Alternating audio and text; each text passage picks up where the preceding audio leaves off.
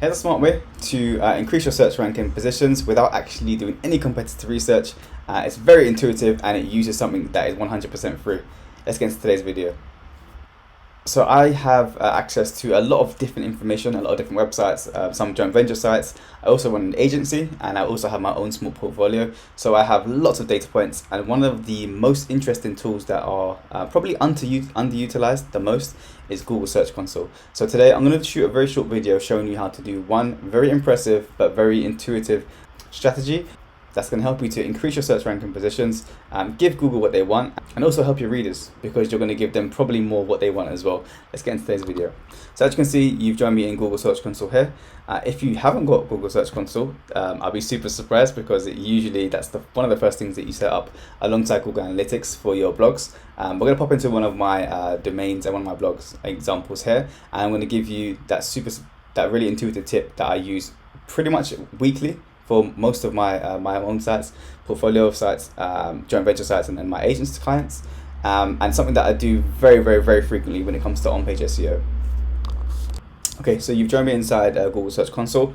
This is a site called tooltrick.com. It's a DIY site, as you can kind of imagine from the name.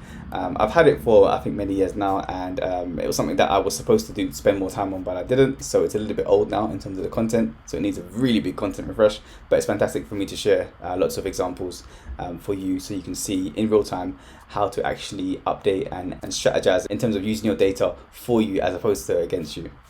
So Google Search Console gives you a wide variety of different data points that you can use to improve your search rankings, improve your search speed, and just overall improve your website's viewability and how people engage with your content. So again, if you haven't set it up, which I'm sure you have, but make sure that's set up correctly. It's super simple and it's free. We're going to go into the performance tab on the left hand side here. There's lots of different tabs here, and we're going to find one of the URLs that are performing okay, and what we're going to do is, in this particular strategy, is find keywords that have not been mentioned and not been added into the post itself, and find smart ways and intuitive ways to add those in based on the data that we have. So the first thing you're going to do is, once you get on the performance tab, is if you already have a page in mind, you want to hit it in here, but if not, you want to hit pages here. And then it's going to sort through the pages of your website, going through clicks first and obviously impressions. And what you're going to try to look for is something that has reasonably high clicks in terms of the page. And we're going to delve down into that data to see what it looks like. So let's go for this one, copy it over, and then we're going to put that in here into the page filter, hit apply. And then we're going to go back to queries on the left hand side here. Now what we're trying to look for is a keyword or a query that is mentioned and is getting some clicks on the right hand side here, but we have not mentioned or talked about in our article. Okay, if you do find that, that is a golden nugget, because Google is literally telling you in their data, hey, this particular keyword, whatever it's going to be, how to cut a wooden dowel, is getting clicks. So people are searching for it, and your page is showing up in the SERPs in a relatively high position. But for whatever reason, you have not included that into your article. So by doing that, you're going to do two things. First off, you're going to get more clicks because you're helping Google to suit the query to your actual article. And number two, you're going to be more topically relevant because you're adding more topics, more FAQs in that particular article, which if you've spoke about and written about this particular article in a silo, it's going to improve your silo visibility too.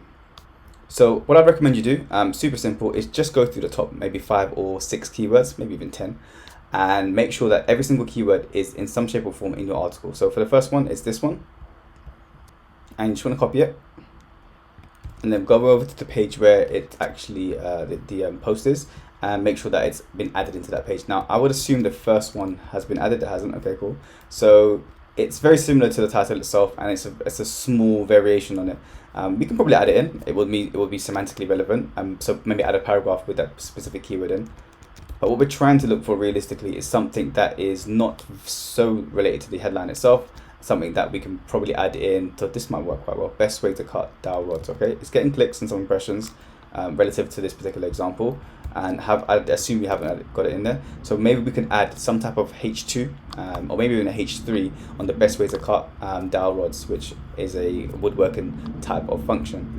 Again, if we was to do that, it would serve the audience purpose. We should get more clicks, and we already are getting the information from Google that this particular page is ranking for that keyword.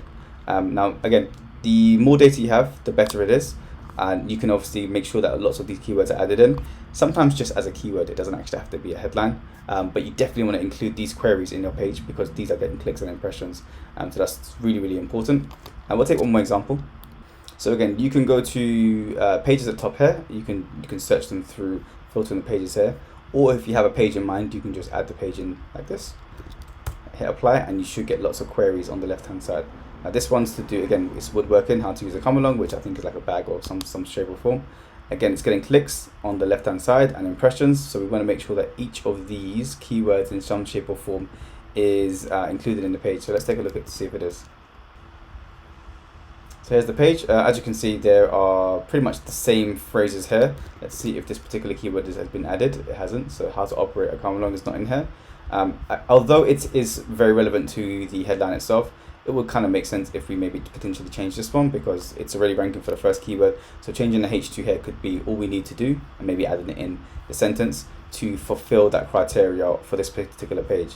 Now, of course, this is a smaller site. If you have a site that's getting thousands and thousands of hits per day, you're gonna have loads of queries that you can go through.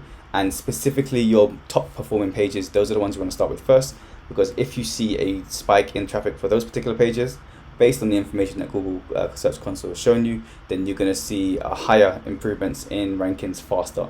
Again, super simple, very effective, but I don't think everyone usually, they probably know how to do it, but they don't usually adopt it straight away. And it's very, very simple to do, and it's free.